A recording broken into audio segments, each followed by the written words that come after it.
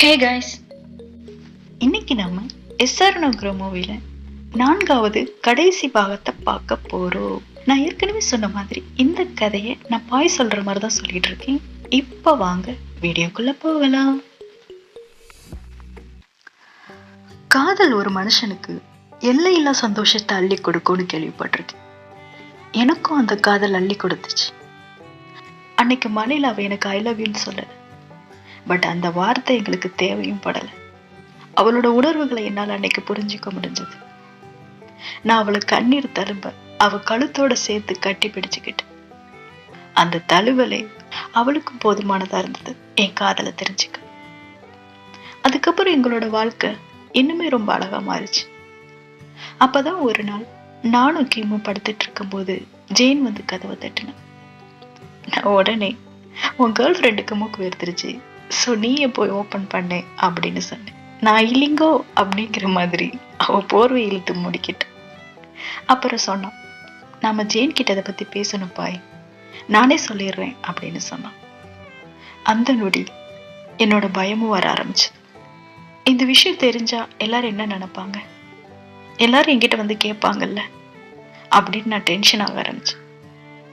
அப்ப கிம், பாய் இதெல்லாம் ஒண்ணும் இல்லை, இதுல நம்ம வெக்கப்படுறதுக்கு எதுவுமே இல்லை, நான் உன்னை காதலிக்கிறேன் பாய், உனக்கு தெரியும்ல அப்படின்னு சொன்னான்.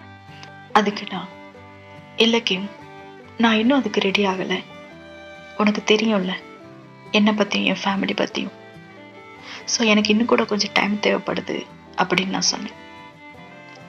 நான் சொன்னதுல அவளுக்கு விருப்பம் இல்லை அப்படிங்கிறத அவ முகத்தை பார்க்கும் போதே தெரிஞ்சது. இருந்தாலும் எனக்காக சரின்னு ஒத்துக்கிட்டான். பட் நான் எதிர்பார்த்த டைம் எனக்கு கிடைக்கல. ஒரு நாள் கிம்முக்கு உடம்பு சரியில்லை. அவளுக்கு மைக்ரேன் ஹெட்டேக் இருந்தது. ஸோ அவளுக்கு பில்ஸ் கொடுத்து படுக்க வச்சு நல்லா ரெஸ்ட் எடுக்கேன், நான் ஆஃப்டர்நூன் வந்து உன்னை பார்க்குறேன், லஞ்ச் நம்ம ஒன்றா சேர்ந்து சாப்பிடலாம் அப்படின்னு சொன்னேன். அப்போ கிம், உனக்கு ஆஃப்டர்நூன் எக்ஸாம் இருக்குல்ல பாய், ஸோ நீ வந்துட்டு போனால் நீ டயர்ட் ஆயிடுவ, அதனால நம்ம நைட்டு டின்னர் சேர்ந்து சாப்பிடலாம் அப்படின்னு சொன்னான். பட் கேர்ள் ஃப்ரெண்டை பார்க்க வந்துட்டு போனா டயர்ட் ஆகுமா என்ன? ஸோ நான் அதையும் அவகிட்ட சொல்லிட்டு ஆஃப்டர்நூன் மீட் பண்ணலாம் அப்படின்னு அவ கண்ணில் ஐ மாஸ்கை போட்டு விட்டுட்டு நான் கிளம்புனேன். நான் சொன்ன மாதிரி லஞ்சில் நான் கிம்மை பார்க்க வந்தேன். பட் அன்னைக்கு நான் அப்போ பார்த்த விஷயம் என்னை அந்த நொடி அடியோட கொண்டுருச்சு. அங்க கிம்மும் ஜெயினும் கிஸ் பண்ணிட்டு இருந்தாங்க. அவ்வளோதான், எனக்கு கிம் ஜெயினோட கையை பிடிச்சாலே தாங்கிக்க முடியாது. அதை பார்த்ததும் என்னால என் கோபத்தை கண்ட்ரோல் பண்ண முடியல. ஸோ அங்கிருந்து ஜெல்லி ஃபிஷ் டேங்க போட்டு உடைச்சிட்டு நான் அங்கிருந்து கிளம்புனேன். என்னால நான் பார்த்ததை நம்பவே முடியல, ஏத்துக்கவும் முடியல. அவ ஏன் இப்படி பண்ணான்னு அழுதுட்டே இருந்தேன். கிம்மு என்னை சமாதானப்படுத்துறதுக்காக அன்னைக்கு வரல. பட் அடுத்த நாள் கிம் என்னோட வீட்டுக்கு வந்தான். நான் கிம்மோட வாய்ஸ் கேட்டதும் நானே கீழே இறங்கி வந்தேன். கிம் அன்னைக்கு என் அம்மாவை மீட் பண்ண வந்தேன். என் அம்மா கிட்ட, ஆண்டி நான் உங்க பொண்ணோட ரூம்மேட், நான் உங்க பொண்ணை காதலிக்கிறேன் ஆண்டி, எனக்கு தெரியும் உங்களுக்கு என்ன மாதிரி டாம் பாயெல்லாம் பிடிக்காது அப்படி, பட் நானும் பாயும் காதலிக்கிறேன் ஆண்டி அப்படின்னு சொன்னேன். உடனே என் அம்மா, உன்னை பாய் தான் இந்த மாதிரி மாற சொன்னாளா அப்படின்னு கேட்டேன்.